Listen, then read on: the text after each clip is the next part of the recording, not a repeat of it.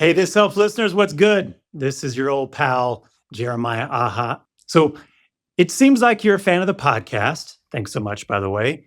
That probably means you're a fan of the guests. Question for you: do you want to see them in person?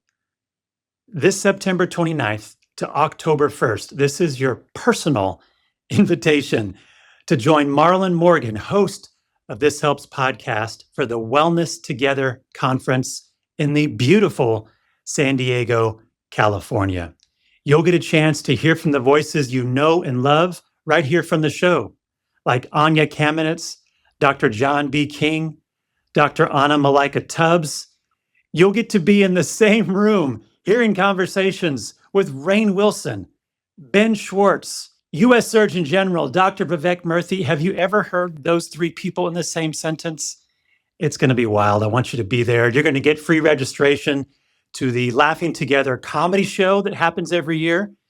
You're going to get a chance to make connections, have some great conversations, jump into live Q&As, hands-on workshops for 3 days, connect with other folks who really, really get it. So if you've been craving some inspiration, some clarity, or maybe you need a reminder that you're not in this alone, this gathering, the Wellness Together Conference, is exactly what you need. So head to wellnesstogether.org/conference and use the code THISHELPS, all one word, all lowercase, for 10% off. I'll see you there. Take care.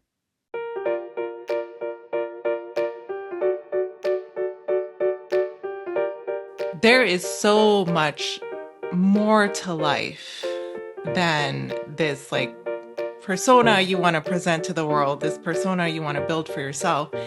It's really about enjoying those everyday moments and really cherishing those moments that you have with your loved ones. And even if you have to look silly in the process, those are things you will never regret. We already know what helps. Connection is the cure. It's our deep and meaningful relationships that give us hope and healing. Welcome to This Helps. I'm Marlon Morgan. Join us as we practice authentic and vulnerable conversations that inspire us to go deeper with the people in our own lives. We are so honored to be joined this week by Dr. Smita Malhotra, Chief Medical Director of Los Angeles Unified, the second largest school district in the country. A pediatrician, author, and TEDx speaker, Dr. Malhotra led LAUSD's health response through the pandemic and brings a deeply holistic approach to student well-being. She joins us to talk about resilience, redefining success, and what it really means to show up for our kids.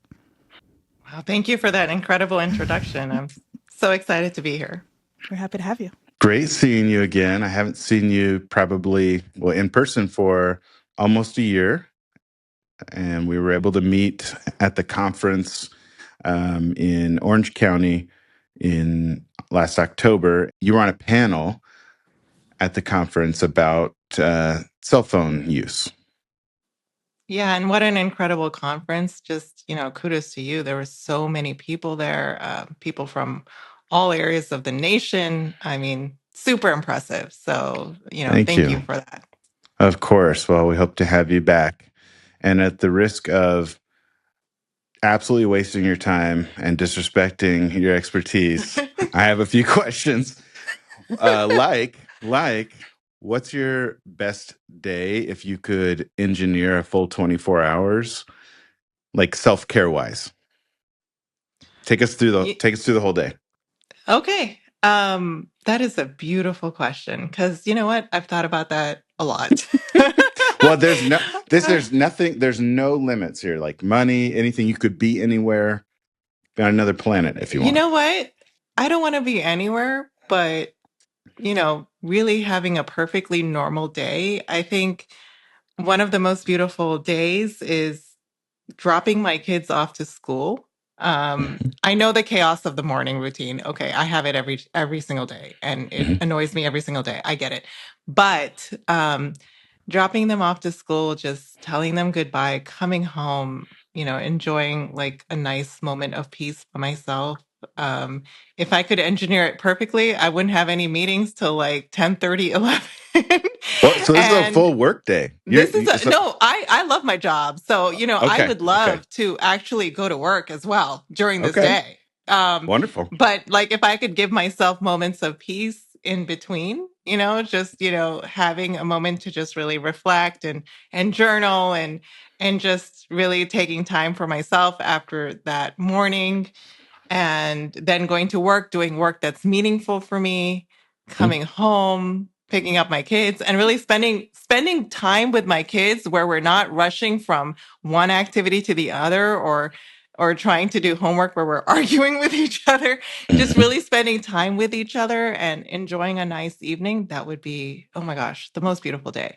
And really, I'm really, joy is not complicated. It's very simple.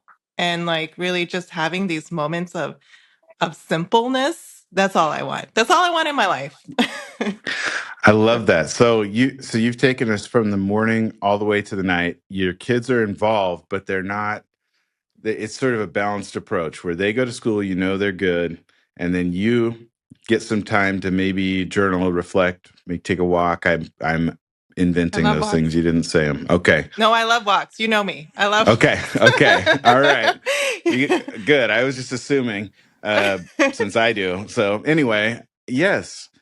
And then you work, which I love because I think that's inspiration for us all, that you love your job. You've had a lot of other jobs and still do. You're one of those people who, yes, you're a doctor, and I think for so many people, they go to medical school and they come out as less human and more doctor, or they start to Very true. identify. And this is, I love my doctor, but at the same time, how how do you feel like you got to the place where you are a doctor, you have an important job, you're looking after the medical and really mental health for over 600,000 students in LAUSD, but you're still Smita? I love that. I'm still Smita. Right. That is so true. You know, I I think people forget that doctors are humans too. Doctors Mm. love to do all the things, that everyone else loves to do. I remember, hanging out with people from my work, and they're like, "Oh, you like to dance? You like to, you." It's like, yes, I'm a person, you know. So, uh, really just coming back to my roots and really putting myself in other people's shoes. I'm a mother. Hmm. I have taken different routes in my career. So, I have not only been a doctor, I've taken my creative side to another level. I've been a wedding photographer. I've had different jobs my entire life. And so I think we place this, like, I don't know, this image on doctors that they're Hmm. supposed to be very stoic, and we do see life and death every day. Yes, that's true. But at the same time, we're still like humans like everyone else, and we still like to be goofy and and just joke like everyone else. So I think people forget that side of us. Yeah. But I think the more I open myself up, the more I'm vulnerable, the more I'm able to talk to parents like as who I am as a parent. I mess up as a parent all the time. I screw up. I snap at my kids, and I'm not perfect. But I'm still learning along with them. I think that means a lot, and that shows like our human side. Some humility has been with you the whole time. It sounds like that's been one of the ingredients that's kept you human. Right. Right. Humility. That's right. It's funny too. You said, we see life and death all the time. And my first thought is, so that would make somebody really serious.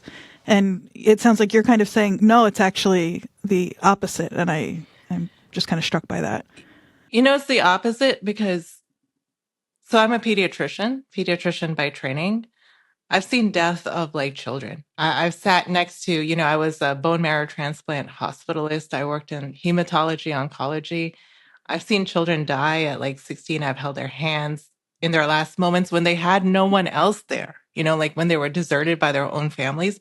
And you begin to realize like there is so much more to life than this like persona you want to present to the world, this persona you want to build for yourself.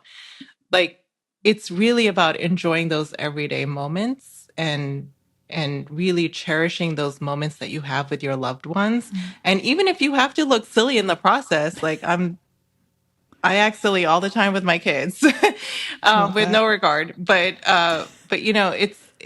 those are things you will never regret. What's different about that, though, is I think a lot of people, especially when you have a hard job or have to watch something traumatic, will harden themselves, go further, build more layers over their heart. And that is seen as strength in some situations. But what I'm hearing from you is that you have allowed some of these really heartbreaking situations to bring you to a place where you can be vulnerable and actually grow and strengthen through them. There's something to be said. Like, if you are seeing that kind of level of trauma every day, that kind of level of loss every day, I completely understand why people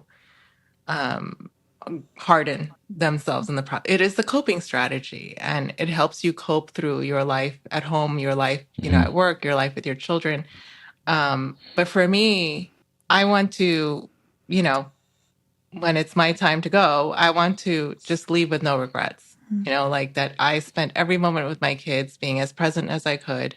I'm sure I'll have some regrets, I'm sure. But I tried my best, and I just don't want to be that closed off person, because that's not the life I want to live. But you're starting with the end in mind and I think, coming to grips with the temporary nature of life. And I think so many of us would rather ignore the crap out of that and pretend like other things are important. Exactly. That is so beautiful that you said that, because one of the biggest lessons my dad taught me is that everything is temporary. And it came from like my first loss. My first loss was my grandmother, who raised me. How old were you? Actually, I was quite old when I had my first loss. Okay. Really? I had yes. So my grandmother died when I was 30 years old. Oh my goodness. So like, she lived a long life, right? That was my grandfather died when I was 3, but I couldn't process that loss, right? I was too young to understand. But when I was old enough to understand, the first loss of someone who actually really raised me was like when I was in my 30s. And like processing that, and my dad was like, you have to understand that everything is temporary. Nothing is going to last forever. And that's like the basis of life. And like, you need to take advantage of every opportunity, every moment of joy with your children, every moment of joy with your loved ones, because everything is going to fade away in the end. And so, yes, you said, like, you looked at with the end in mind. I've been a doctor. I've seen people die. I've seen children die. When I process that, my own loss, you have to look at it with the end in mind. That's the only way that you can live life fully, I feel. My opinion. Sounds like it's working for you. I hope so. I hope it is. Well, in some ways, letting in the truth of the finality of death and dealing with life on life's terms allows you to experience it more fully and actually know, when you know something's going to end and you're willing to admit that, I think you can fully enjoy it a lot more. Truly. Yeah. I completely agree with it. And it gives you perspective as well.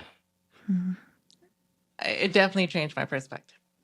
What was there ever a time in your life where you thought, I just want to watch Dancing with the Stars and get super into professional sports and all the other, maybe fashion or something, all these things are like good hobbies, but don't really carry meaning in life. Have you ever That's tried to really get into those things? that's what I do. I mean, I watch Bravo all day. Like, I Okay. know everything about the Real Housewives of everywhere. Like, How are you balancing that? How are you sitting there watching that and being like, I mean, yeah, like, this is worth it? yes, yes, and yes. That is a part of me. That is a facet of me that I love and connect. I'm connected to it. Yeah. Yeah. I mean, Okay. like I'm very into pop culture. Like very into like everything that you would think a doctor would be into. Yeah, I feel like you're more relatable than you should be at this point. I think but, I think we but that's me right now. Yeah. yeah. Wait, let's talk pop culture for a second here Yeah. because that what so Real Housewives, that's probably one of the only places I can't really follow you. Just because I haven't spent the time. Not that I wouldn't. I mean, it's interesting, Also, but not a place where I thought we would be going. I think people are gonna like this. I like it. Okay. uh, yeah. And so Bravo, let's pretend reality TV's out. What else? Like, give me some music choices, a recent concert, shows you're watching. What else we got? So like I'm all about Netflix, Mm-hmm. everything crazy on Netflix. If you've ever watched Mm-hmm. You, like I am obsessed with it. No, tell me It's about like that. it's like a murder thriller, the life of a narcissistic personality disorder serial killer. Like, yeah, I love that show. Woof. Woof. Okay. Okay. um, so uh, Upsetting, engaging. That's great. like, That's great. um, watching every reality show on Netflix, obviously, but What about comedy? You got any you like any comedies? comedies. Okay, now I'm gonna sound back like a doctor because it's so nerdy. Like I love like Big Bang Theory, like just Big. it's just like those nerdy comedies. How I Met Your Mother, like Uh-huh. Okay. Like Okay. comfort so, shows. I get it. Yeah. Yeah. yeah. So Jason so that Segel, great job on that show. that Neil makes me Patrick go back Harris. to like really nerdiness. But my daughter and I, we love to write rap songs. So my What the? daughter This is so fun. This is raps. breaking news. This is So so my wonderful. daughter's going to be performing at her culmination. She Holy auditioned smokes. to a rap that we wrote together This is so to good. Juicy by Biggie Smalls. But we wrote it like if you don't know, now you know elementary like she even says at the end. Like Oh so yeah. my. Like so we like Just to write hustling, rap. trying to make some money to feed my daughter. Yeah. Oh, oh So, my. like, we reworked it to elementary friendly, and she's gonna be performing that at her culmination. She auditioned and got the Do they know spot. what a Sega Genesis is, or did you have to change that reference? Oh no, she has no idea. She just saying the Okay. words. I mean, no, but she's revamped the whole thing, like talking That's so about cool. lunchroom scenes and like reading books about Harry Potter. So what is she, sixth grade? Or what do you She's graduating fifth grade. fifth grade? Okay. All right. I have a son doing the same thing. And he has done nothing in his life as cool as this. I love him and he's gonna hear this. But Well, my daughter tells everyone she wants to be a rapper when she grows up. you have raised the Amazing. bar so high. This is incredible. Okay, all right. Challenge accepted though, because eighth grade. I'm gonna shoot for eighth grade, and maybe we can get something going where Oliver can do the same thing. But who had the idea? Is she a Biggie fan? No, it was my idea. So she's in her. She did a rap before. It was through Black Student Union. She's in her Black Student Union. Uh-huh. So I'm Indian. Her father is Black, so she was in her Okay. Black Student Union. And so we did a rap for BSU, and it was an original rap. It was not to any like beat or anything, but she created her own beat. Like she did the whole thing. And so then she got inspired to do this. And so she's like, for culmination, I want to audition. And we kept looking at, music. She loves Kendrick Lamar, but he's too fast. Like he's like that Yeah, you got to requires work up some to that. You got to work effort. up to a legend. Like, well, Yes. actually, Biggie was a legend, but Biggie was a that's legend, but it's more He's a easier slower to legend. follow. yeah, definitely. So I'm like, how about Juicy? But she's heard me play that many times in the car. So she's like, okay, I know this song. And so we just reworded it and I she's gonna gotta be be performing. I gotta be honest with you on something. I've been keeping my son out of my love for hip hop for until now, and I feel guilty and like I'm gonna like he's gonna hear it and all of a sudden like take on some of the less desirable elements of rappers, and so but you are kind of, I think, giving us all as an expert in parenting. I mean, you wrote a book that did really well on how to bring home a newborn. It's an incredible book. You Thank put you. your heart into it.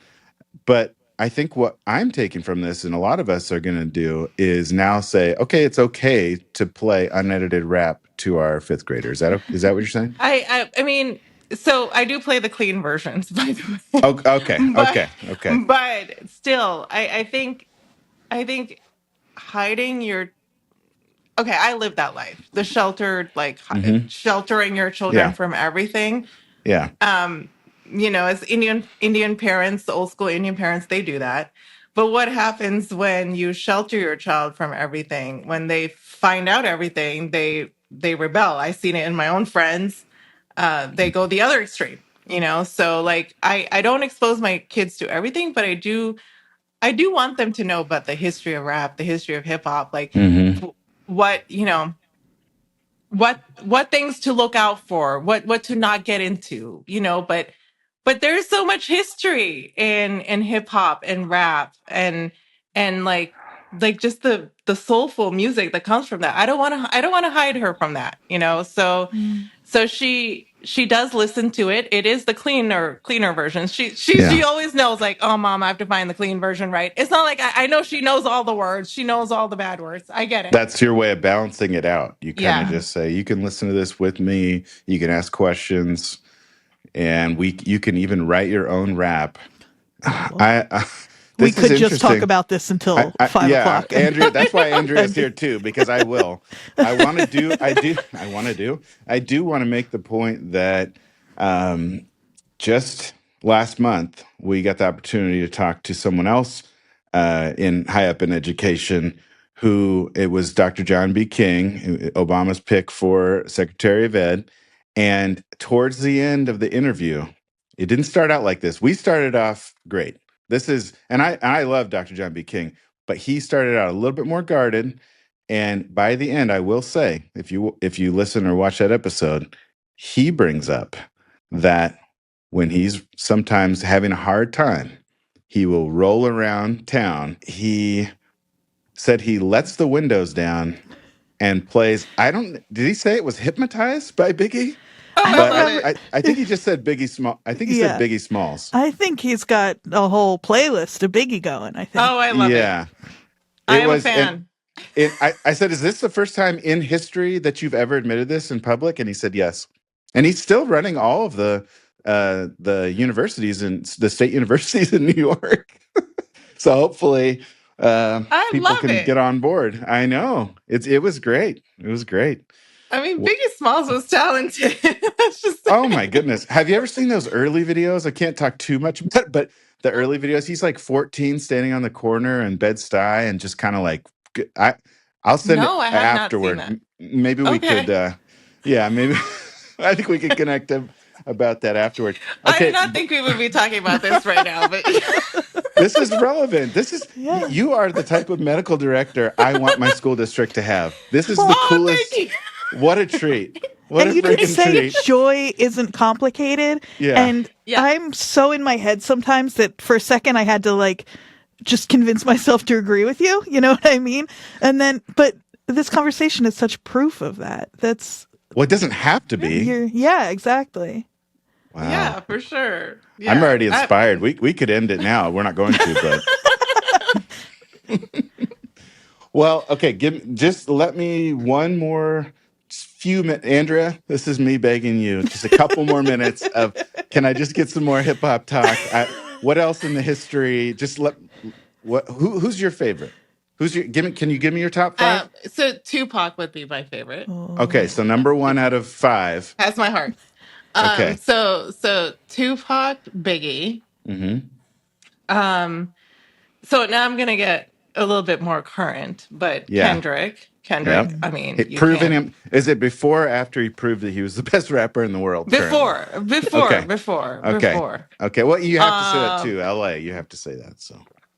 No, I love him. All right. I mean, he's good. He's good. I didn't know if he was going to win in that rap battle, so I had to. I sadly have a dog named Drake, so it kind of belies my former fandom. But anyway, go ahead. So 4. Okay, so I mean, kind of next, I was gonna say Drake because I kind of still do like Drake. Sorry. I mean, you know what? Admit it. But Drake. Okay, sorry, I have to say Drake. I don't know. I was a fan. Please. Yeah. So, You got one okay, left. 5. This is a great top 4. That last one. Warren G. Wow. Oh, LBC. I mean, Warren G. Like, I mean, you can't. No, you cannot. Oh, wow. Okay. Regulators. Man up. Mount up. Right. Yeah. Wow. Okay. Oh my gosh. We're gonna change the whole format of the show. Let's take a hard right back into the LAUSD cell phone guidelines. I know that you made history, not necessarily you, but you, Superintendent district. Carvalho, the district, made history just a few months ago by sort of enacting for a large district some guidelines around cell phone use. How's it go? Like, tell us about that process. Tell us how it's going. Yeah, I mean, it's going well, actually. I mean, I think we kind of discovered that a lot of students actually wanted it. You know, it's I could not imagine. I mean, I'm so glad when I was younger that I didn't grow up with cell phones. I didn't grow up with comparing myself to the internet, of everyone on the internet all the time.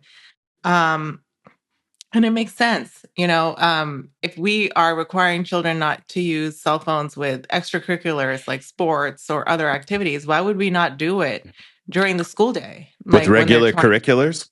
Yeah, with regular curriculars, right. Like when they're trying to learn, and why would we not do it when we're trying to build community, build a sense of well-being in a school? And having children talk to each other. Because what we've seen is that when you have cell phones in schools, like you have more children talking to each other via text when they're sitting right next to each other or in the lunchroom. And so it just made sense. It made sense. Most other countries have this rule already. I know Australia has been doing this for a while, and it seems to be helpful for them. Are there any other examples that you're thinking of? Australia. I grew up, in abroad. So I grew up in the Middle East, the United Kingdom, Canada. Like none of these countries are really allowing cell phones in schools. And I understand that cell phones provide, whatever apps we use provide a sense of connectivity, provide a sense of community. But that can all be done after school or, in periods where you're not trying to concentrate on your academics. So it's been going well. A lot of our schools in the district already were implementing this, whether it was through like the honor system or other methods. And so it's been received well. I'm very proud of our district for taking that step. And then you can't just take that step without also providing like mental health supports, right? You have this connected generation and all of a sudden they're not connected. So how are you going to support them through that? What are you going to replace it with? Yeah, it's going to Right. displace this whole, the thing they do most often. And you talked about that before. I've heard you share about it, and I thought it made so much sense. If you're going to take something away, then how can we give them something better? It's kind of, Right. And I don't want to put yeah, words in your mouth, but that's what I heard you truly. saying. No, you heard right. And so we have, a psychiatric social workers all throughout our district, doing activities to promote community connectedness. We also, have brought telemental health throughout our district, where if you need extra mental health supports, you can get that right in school or at home. Any parent in our district can request mental health supports for their student through the parent portal and get it at home at no cost. No cost What a great to resource. families. Can you amazing. imagine that? Like, No, no, but can I I get don't it even though? have that option, as an adult. Yeah, I don't either. I mean, that kind of access is unprecedented. And so we also have a lot of organizations, community-based organizations, that are teaching digital citizenship to our children, because eventually they're going to go out into the world and be in areas where there is no restrictions, right? You're going to have to, cell phones aren't going away. Social media is not going away. We all know this, but we have to learn to interact with it in a healthy manner. And what better place to learn than in school, where children are 95% of their days. Can you describe digital citizenship? I think a lot of adults will be helped by this, me included. And I think a lot of us could use a refresher in how to be a good digital citizen. So let me be totally human here, me also included. Like when social media first came out, I would be remiss to say I wasn't addicted. Like, I was scrolling, and I found myself constantly scrolling, like comparing myself to other people. We're all prone to that. But just learning early on that what you see online isn't always real. And what you see online is not as important as your real human life connections. The American Academy of Pediatrics kind of doesn't put any restrictions on screen time. What they say is that what you really need to look at is, does this affect your child's sense of connectivity to their loved ones, to their activities, to their friends? Is this making them isolated? Is it going the wrong way? And I think that's really smart, because you can't just really tell a child, you cannot use this. It's not going to work. Right. They'll find one. Right. You have to teach them how to use it in a healthy manner. And so, yeah, I think for adults included, we all have to learn how to use social media, how to use our phones in a way that doesn't affect our connections with the people we truly love. Like, even when I'm at home with my kids have called me out also, like, stop being on your phone, mom, like, no phone, mom, like, because I'm answering, like, work calls or Right. texting Yeah. my friend, and I'm like, oh, yes, that's right. Put it away for now. I can afford these, 1 hour to be with my kids and not respond. And so it's really putting those kinds of boundaries in your life, where you're again not going to regret being on the phone. I was going to say that goes back to being honest about the temporary. If life lasted forever and we could spend unlimited time with people we love, then maybe, go ahead and kind of get plugged in and be part of the matrix for a while. I don't know. But that's just not the reality. The reality is what makes us most human is our ability to connect on a deep level. And if you're not doing that, you're not going to feel human. And if you don't feel human, you're not going to treat other humans with respect or kindness either. Very true. Yeah. So I didn't tell you, but I was going to put a sermon right here and just I love it. Yeah. Preach. Okay. Well, that was the end of it. It was a short one, but yeah, we need to think about what makes us human, and it's not necessarily buying something or being a person who responds quickly to written text. It's about being in the room when we are in the room with the people we love and not regretting later on. I think that whole idea of FOMO is like turned backwards here. And like, could we, it sounds like you're almost using it to say, I have a fear of missing out on my actual life. Yeah, I have a fear. I could say, like, maybe I haven't a crazy fear of that because I've seen life and death so much in my job. But here's the thing. I use technology in a different way. I ever since this you are able to take videos on cell phones, I take a lot of videos. I take videos of every moment I spend with my I don't necessarily post it, but just that way of documenting life reminds me of like what's really important and what I need to connect to and come back to. So I watch those videos back quite often. And that's how I use technology in a healthy way, just like being present and just documenting it for myself. I love that. Yeah. You have had to walk with one of the nation's largest school districts through a pandemic and now through some absolutely tragic, overwhelmingly tragic wildfires. How are the kids doing? I mean, the kids are doing as best as they can do.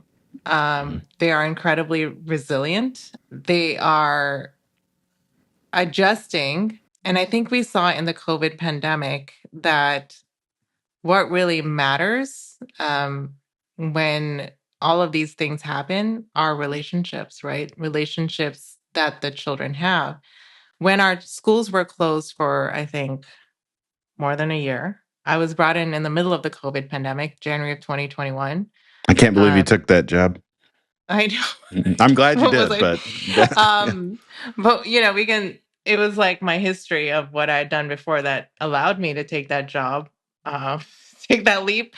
But January of 2021, when we wanted to reopen schools, um, what we saw is that children were suffering when they didn't have the relationships that they used to have before, like that trusted adult in school, their peers at school. And it became so apparent that when you shut this down for children, the mental health crisis explodes. So, what we've done at LAUSD is even with these wildfires, we lost 2 schools completely to the fires, and we moved those communities together to different schools. So you didn't split them all up into different, send them all over the district. You put the kids from one school into another Right. together. We moved them all together.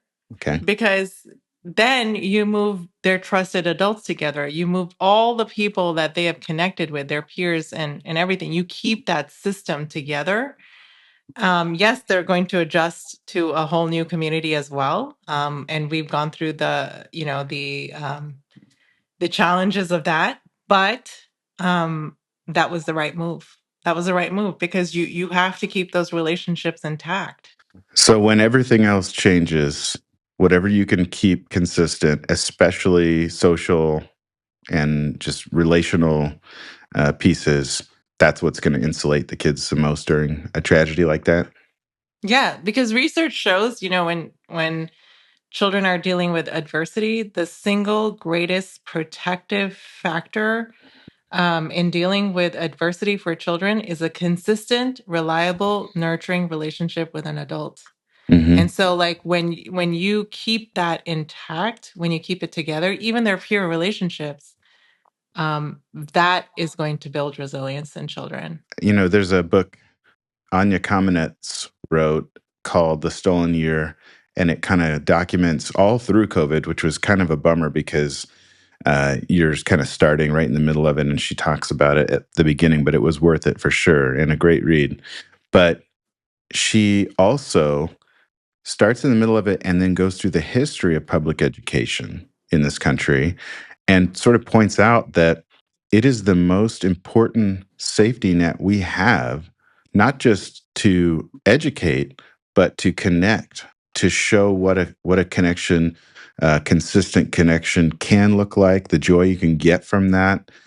So many things that we learn about life, is thanks to, even through the Industrial Revolution, just putting, having schools be a thing that we pay for, and that is, we're not going to get into whether something is better when it's socialized or not, but I think we can all say pretty much across the board that schools are the center of the community, and they're the one thing that every community has in this country. Yeah, I mean, schools are pillars and foundations of our community. And, the CDC released this statistic is that children, up to 17 or 5 to 17 years of life spend most of their days, in school. That's where they're spending 95% of those days, they're spending it in school. And so if you want to build equity, if you want to bring services anywhere for children, bring it in the school because that's where they're at. So even like with healthcare with LAUSD, one of our major initiatives this next year is to have schools as health hubs. Have the school be like, you don't like the child. I cannot tell you, like, because I was this child. Let me just tell you. I was, I cannot tell you, but let me just tell you. We're listening. I just don't want to make a long story long, but we have so many children whose parents are working 2 and 3 jobs, right? And they are the ones taking care of their siblings.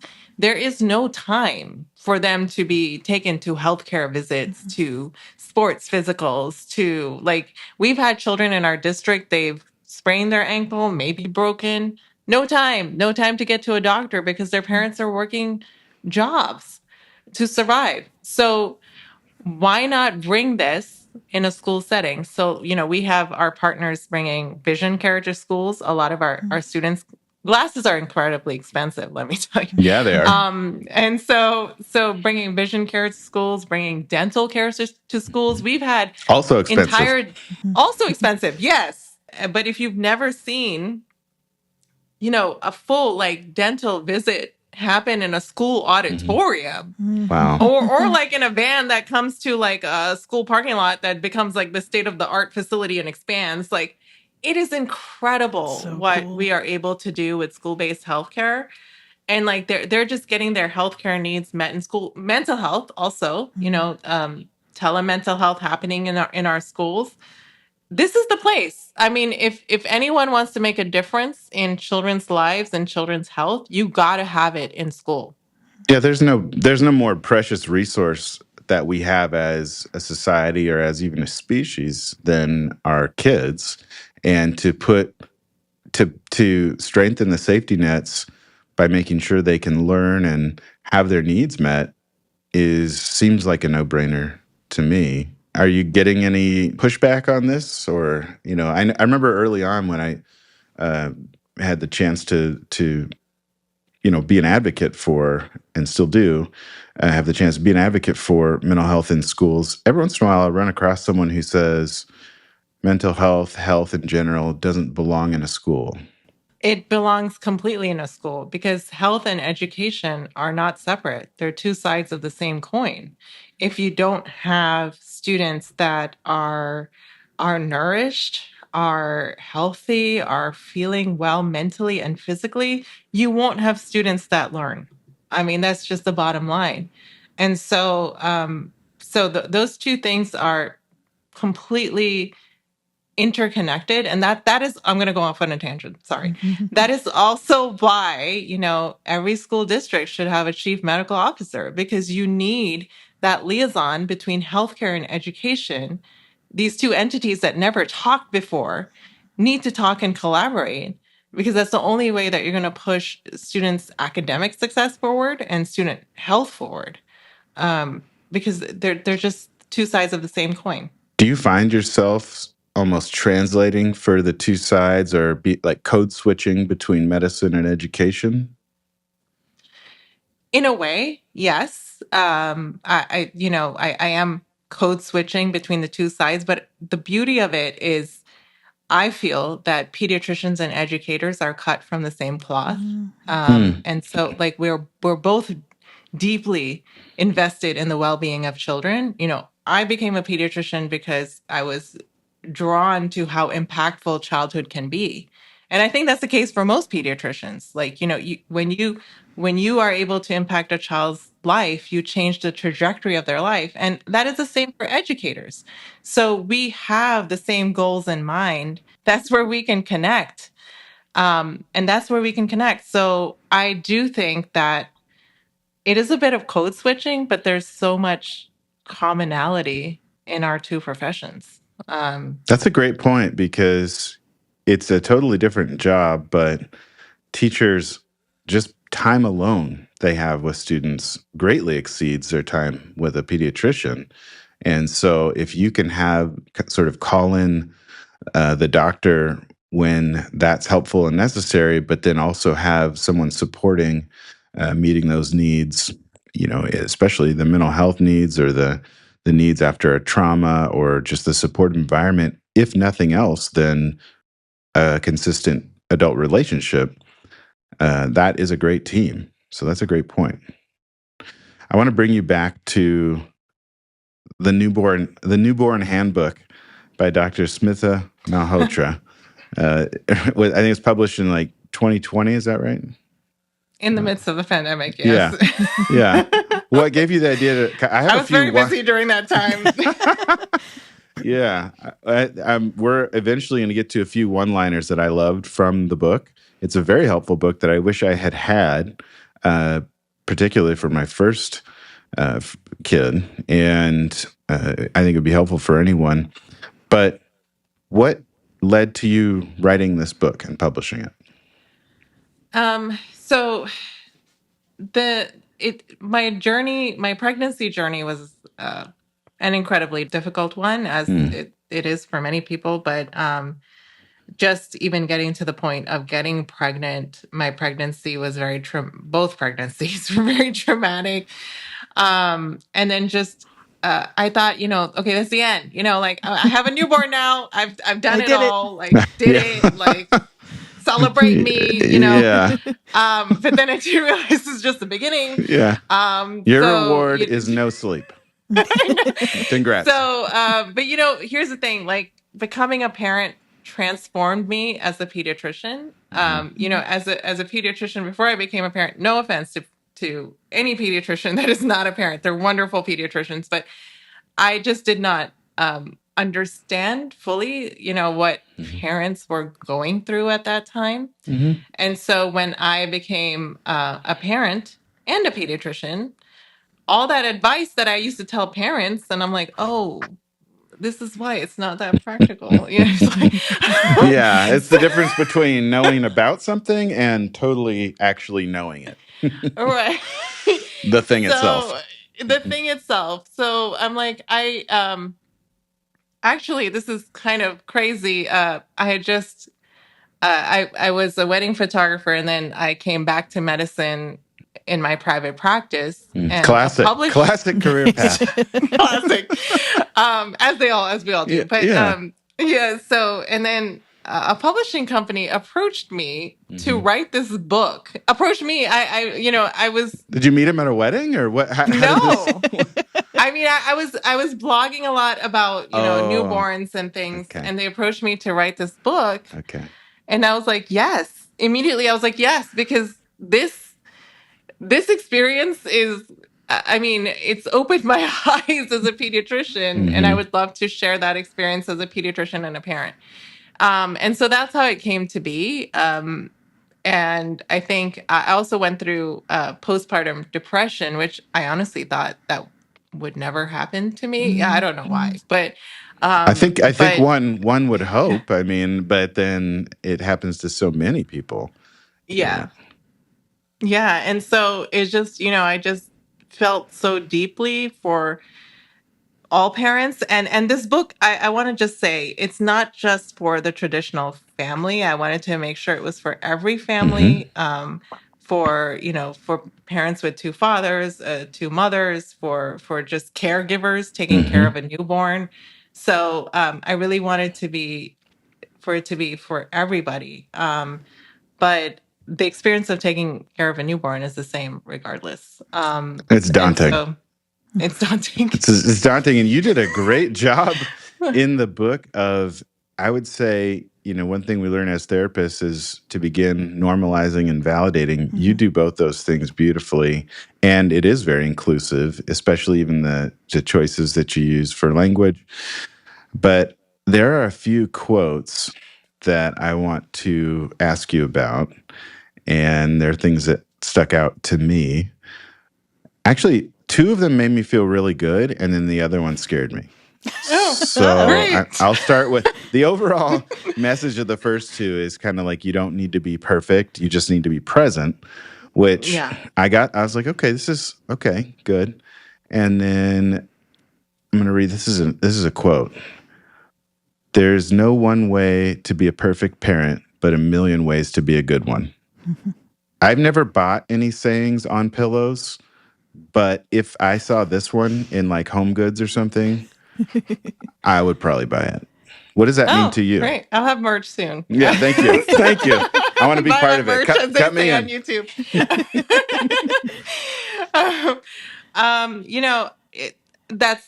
That's I'm really glad you asked me about that, because when I became a parent, I think there was no one harsher on myself than myself. Okay. Like I was so mean and terrible to myself every time I messed up, and even to this day. And I think that's a great reminder, even with the concept of mindfulness, right? It's about just doing things with compassion and intention. And so, like, even today, when I have crazy mornings with my kids and trying to get them to school, and I do snap at them, and then I feel bad, and then I come home and I feel bad, and I'm like, I'm such a bad parent.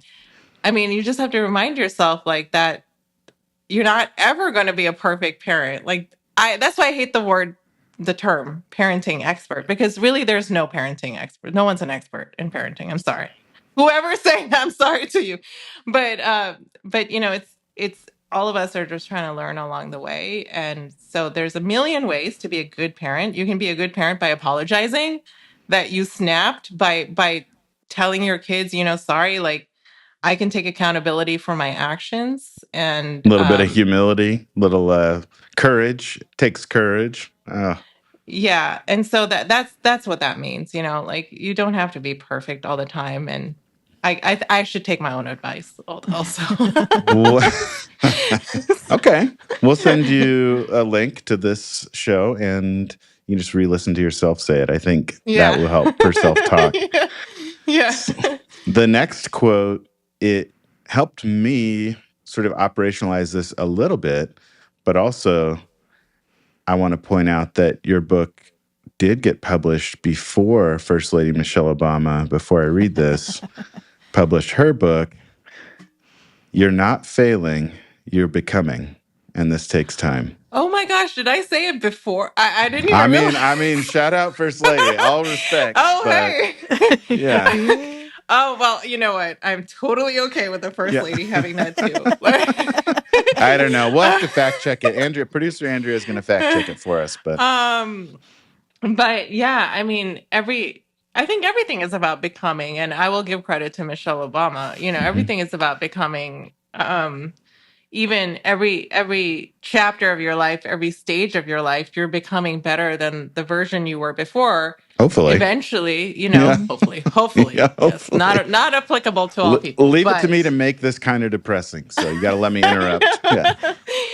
But hopefully for most people, and so that period, even though it was really difficult, it was shaping me into, what kind of parent do I want to be, and who am I becoming after this? So you lose a whole bunch of your identity. Like, I don't think many people realize when you become a parent, especially that whole part of your identity that said you were good at stuff. I think I lost that. Yeah, it truly is like the before and after of your life, which is beautiful in many ways. Yes. But in many ways, you're like, who am I now? Yeah. And, besides someone's like workhorse, like taking care of everything, and you just have to keep maintaining your sense of self, because your kids need that. Your kids need you to to also be, that person you were before, as well, in some ways. That's good. Yeah, that's really good. Quick story on that. Yesterday, I looked down at my outfit and felt like I had made it as a dad because I was wearing like Hoka shoes for which, okay, say what you will about those. Regular, I know ankle socks aren't cool anymore, so I got like Are the they not? 3/4 length. I'm told. Okay. But so looking down at my outfit, I had shorts on. With something I thought I'd never do and told myself to never do was wear shorts and a collared shirt, like a polo, like a Lululemon polo. And just to make it just so much more extreme. And no one stopped me. Patagonia vest onto shorts, collared shirt, Patagonia vest. Okay, That's pretty trendy. No, you had to see it. No, I might post a picture. Maybe I don't know anything.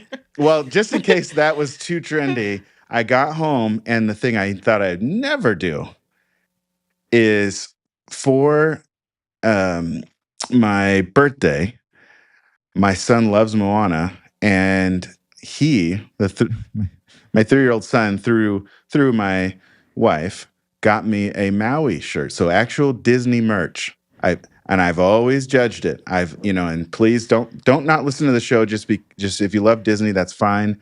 But like grown men wearing Disney merch, I was like, no, never gonna happen. Last night, a lot of my sleep shirts were dirty. I saw it there. I had to go in and put it in bed. I knew it was going to make him happy, and he was blown away by the fact that I was wearing Maui.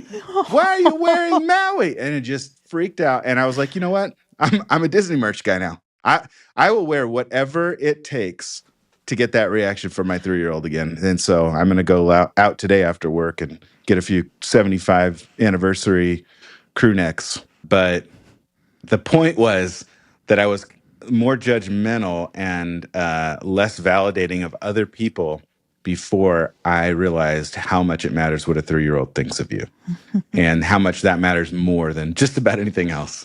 So that was the point there. So in learning and growing and becoming. So becoming a Disney dad, I guess, is what happened. There's one last, I said there was 2 quotes that made me feel really kind of inspired and good. And then there was one that scared me, particularly as we go into, we both have 11-year-olds graduating, culminating in 5th grade. Only one has written an entire rap to Juicy, but I'll leave it. I'm not going to say which one. The quote goes, "The way you talk to yourself now will one day be your child's inner voice." Oh, yes. Oh, Yikes. Yeah. Yikes Ooh. also for me. Yikes also for me. Yeah.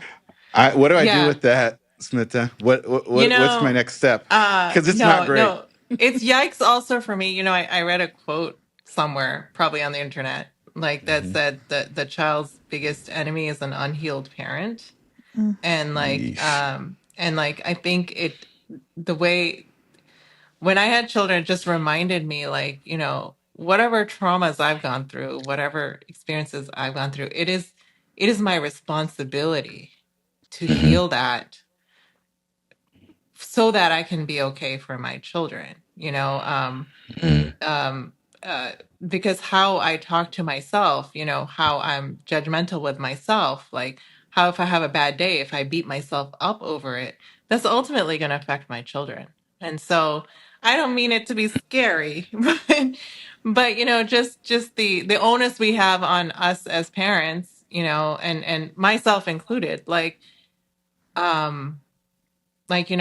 really got to take care of your own mental health before you can take care of the mental health of others. And I think that's like a call to action to all parents out there. Before putting your own child in therapy, make sure you are also taking care of your own self. you know? That's my favorite version of put your mask on first is go to therapy first. Right. You Agreed. can't, Go to therapy there were first. so many times when I had a private practice and I couldn't say it because then I wouldn't make any money. But I want the first thing I wanted to say was, wait a minute. You think your kid is a problem? But yeah, also Right. You know judgmental. what? So And cool. we're not exempt from that, like there's so many times where like my own anxieties, like about everyday life affect my children and I have to check Hmm. myself. And so Hmm. we are all in the same boat to, take care of your own mental health. There's a book came out this year, How to Know a Person by David Brooks. Have you seen or heard of that? I I haven't read the book, but David Brooks, yes, I know. I've read a Oh, lot of his work. Yeah. okay. Guy's a legend, but Yes. something in there he said really helped me as not only a leader but a parent. And he talks about how the person he paints this picture of someone sort of propping someone up, and he said the person you're sitting on knows a lot more about you than you know about them. Every little move or creak or mannerism, the person that you're sort of under, or you have to do what they say, or they know a lot more about you than you know about them. And you have to be mindful of how even just your mood, words you say, how you react to something that they tell you. I could be having a bad day, but if I'm someone's boss and they come and tell me something very important to them, but I'm having a bad day because of some, thing that has nothing to do with them, that's going to make them feel so much worse. And so I think that's true with our kids. So it'll make them feel so much better when you realize what an influence you are in their life, even if they tell you you're not. Truly. I mean, when I think back to my own childhood, like, my dad's mood changed the Mm, entire like mood of our family. Like, mm. you how your parents are when you're around them changes your mood, changes like how you view life. And so really it's on us as parents to make sure that we are the best versions when we're with them. And yeah, I mess up all the time with that. So don't want to put too much pressure on parents, Great but reminder, we though. do our best. Yes. Yes. Wow. So Well, I think that the point you brought up of us kind of there are a lot of, I would say, half the audience for this podcast are educators, probably more than 80% are parents. And for us, like it's like a championship game. The idea of winning, there's so much at stake. It's going to be incredible to see your kids succeed or your students succeed and to win. But there's so much at stake if we don't come and bring sort of our best skills forward and take care of ourselves. What would you tell someone who is a parent and an educator, let's say, who who can and does have the power to impact the trajectory of either their students and or their kids' lives, and whose mood does matter to them more than the other way around? How would you encourage that educator to make sure to prioritize their own health and mental health? that is a lot of pressure on one person, parent and educator. Like, how many young people are you responsible for, right? So Absolutely. I would say, what I've learned to tell myself throughout my life as a parent is make sure that the most compassion you have for anyone is for yourself. That you are not beating yourself up for every mistake, every misstep, because the more you do that, the more you're not going to show up well for others.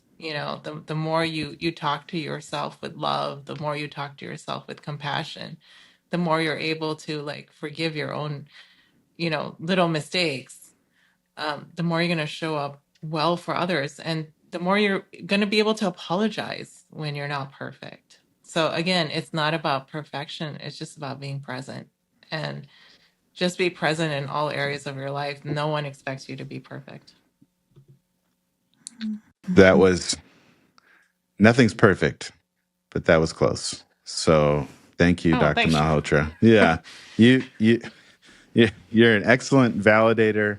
You've normalized the experience of raising kids, and you've validated how difficult it can be, and also pointed out how joyful it can be, because I hope that a lot of parents have not only heard the quote, "The way you talk to yourself will one day become your child's inner voice," but I also hope they heard the quote from the beginning of the episode.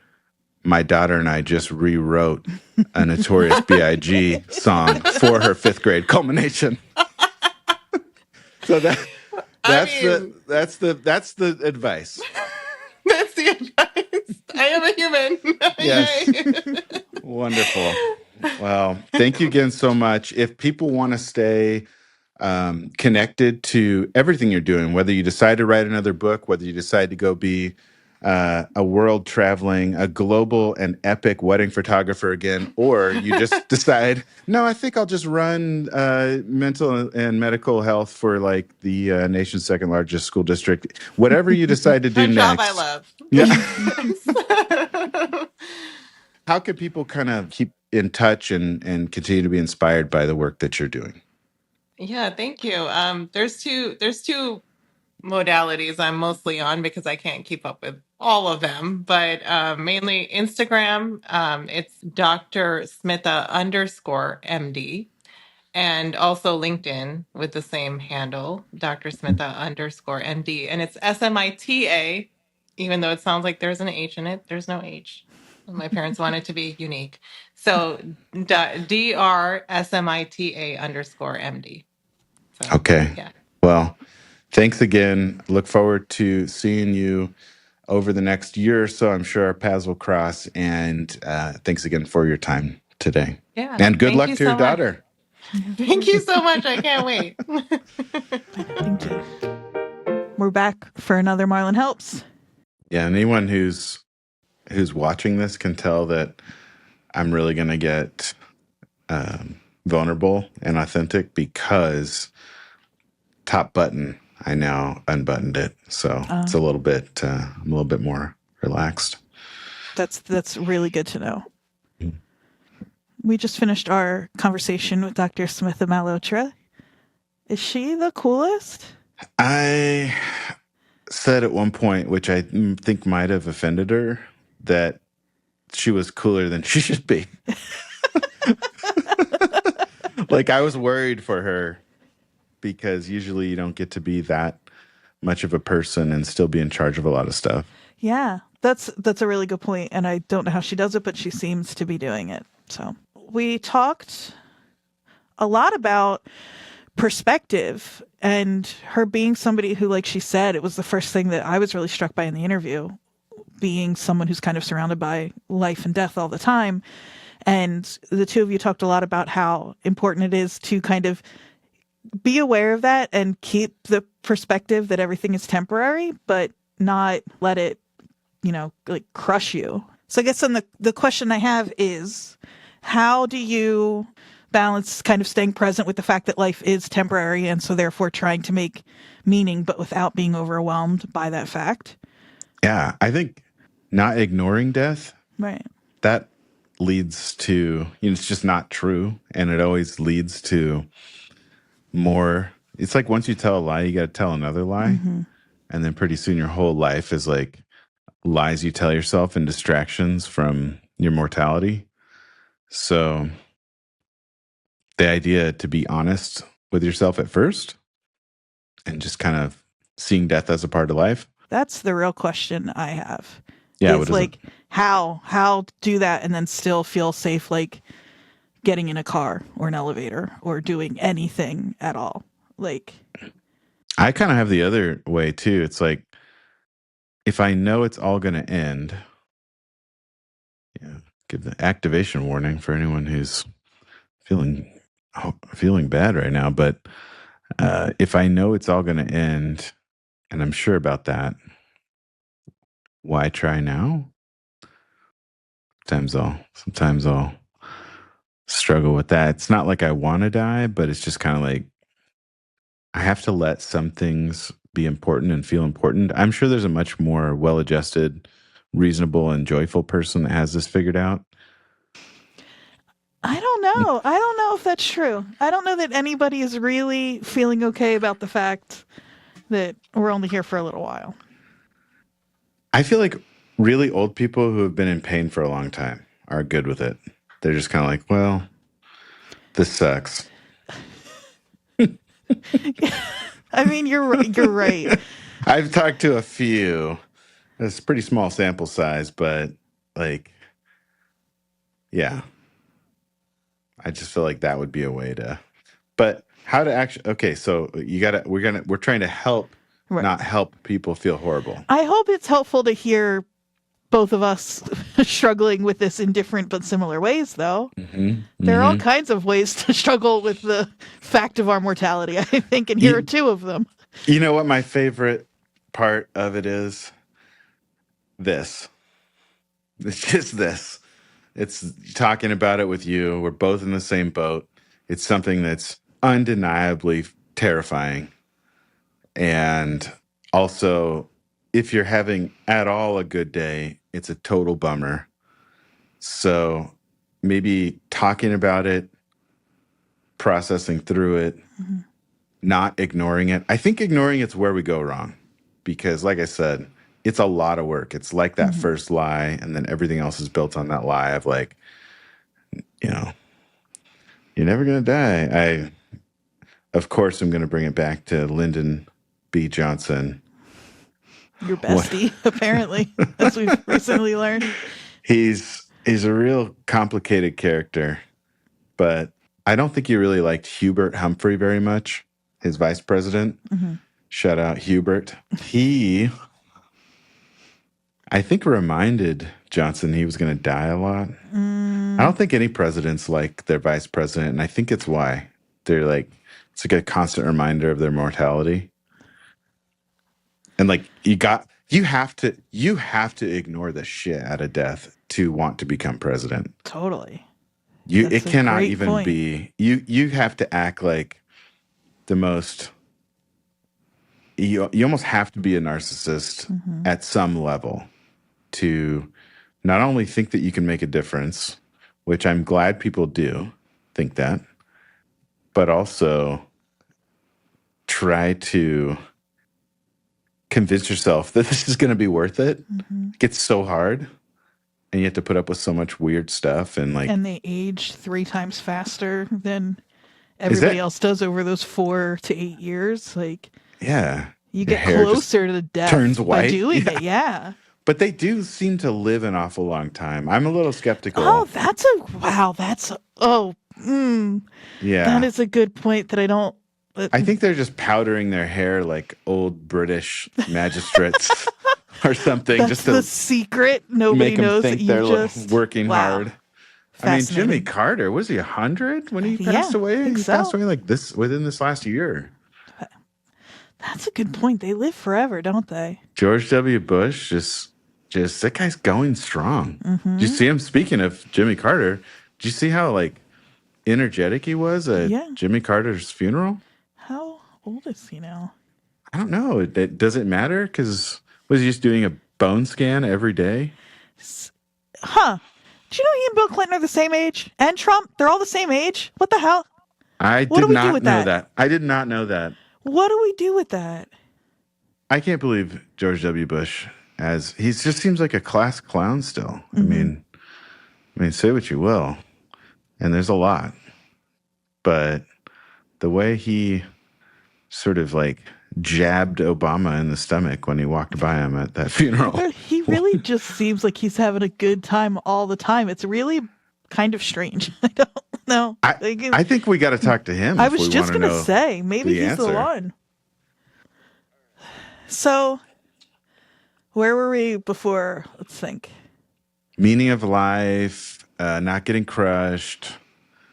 Being aware of it. Yeah, balancing things out. I think the fact that you have to balance it out, like you have to take breaks. You gotta if it's Real Housewives, if it's Bravo, do it, because you can't be like Ben Gibbard says, trying to get reality in every part of life to the point that it's absurd. And I don't think I got that.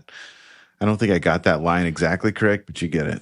So you can't be just like walking around thinking, holy shit, I'm going to die. And so I have to make this moment count for everything. But I think if you are distracting yourself on a regular basis, and I mean daily for long periods of time, and you realize you just kind of come out of that weird, unhuman feeling haze of scrolling for hours, that's a good sign that maybe you need to just really look at yourself in the mirror and be like, hey, man, doesn't last forever. Right. How do you know, this is a real question I have, how do you know the difference between, like, for Smitha, it was, Real Housewives. But to me, that feels like, that's one example. Obviously, it's also spending quality time with their kids and writing rap music with their kids, which sounds joyful and wonderful. Yeah, of course. But every time you or somebody on the show says something about how we're drawn to avoid pain and seek pleasure, but the good stuff is the stuff we're avoiding, and that should be the pleasurable stuff. So why am I convincing myself that the scrolling and the endless podcast consuming is the pleasure and not the avoiding? Do you know what I mean? When that's actually what's rotting my brain. Well, it's the opposite. Yeah, I think those things are protecting us from the real potential danger that is also in relationship. I mean, if you're spending all this time with your kids, there's not a day that goes by that I don't get so joyful just thinking about my kids and then get absolutely terrified something's going to happen to them. Right. So I think if you're just trying to not feel that second thing, then it makes a lot of sense to just seek pleasure and avoid pain. And some people, I'd say, as people feel more hopeless and climate change and it happens and young folks. Mm-hmm. Not us. Couldn't be us. Not when you say that. No, nobody young or cool is ever saying folks. But yeah, I think it's easy right now, especially if you're a digital native, if you will, to just get lost in distraction and try to protect our amygdalas by, you're somewhat in control when you're scrolling, but then not really. I don't know. It's just, it feels safe in a different way. And you have to ask yourself, like, am I really ready to just straight up plug into the matrix and be someone else's battery? Because if that's all you're doing, scrolling and consuming content, then you might as well just listen to the ads and go buy stuff. Yeah, I think you're right. Other than this podcast, which is good for your brain and you should be listening, but all the other ones. Yeah, I mean, this is a different story. It's what we have to say is important. Did that help? I mean, it's helping me, I think. I was just thinking, like, could I, after this episode, I'm going to challenge our listeners too. And you tell me if this would a good thing to do be to leave my phone at home and take a walk? I've literally never done that. Is that a good thing? Or like, what would you tell somebody like me to do? And then we can send everybody on their way to do it. I think it's always a good idea to take breaks from digital life and being connected. I don't think it's healthy or helpful to plug your brain into something that it isn't designed for or built for or evolved for. It's going to keep you in the kind of state that your ancestors or our ancestors would have been in, looking for danger around every corner, but like heightened, because you not only have like the real world that something could happen in, but you also have anywhere else in the world that something really terrible happens, you're probably going to find out about it immediately. So take a little pressure off. You have to create space for joy. It's not just going to like sneak its way in there and all of a sudden overwhelm you. It's if you don't look up from your phone, or if you're not willing to risk a few things like feeling sad or bad or being attached to something, you're probably not ever going to get the true contentment, meaning, and joy that comes from deep relationship. I mean, Too I feel much? like no, I don't think so. I think that's right. Find one person that's willing to do it with you and just be like, hey, will you put your phone away for 10 minutes? And I'll do the same thing. And let's just kind of be and talk for a minute. I love that. And that feels like manageable and useful and Well, helpful. don't do it alone. The whole fact is you don't have to do it alone. It's pretty upsetting, and a lot of people are going to give the vibe that they're too busy for it, but really they're just like terrified of anything that isn't a distraction. And I get it, but pick someone who would be down to actually converse and reflect back what they're hearing you say. And if nothing else, actively listen to someone else and ask them nicely if you can do like a 10-minute phone break with them and just be. I love that. And I hope people try that. And if folks do try that, what a slimy segue. I would love to hear genuinely their experiences with that.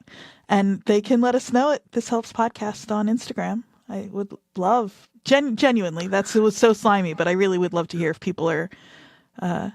My whole idea, I want to be as genuine as possible, long enough to work in our own success on this show, and then make sure that people can't ever trust anything I say. Perfect. Well, we're not there yet.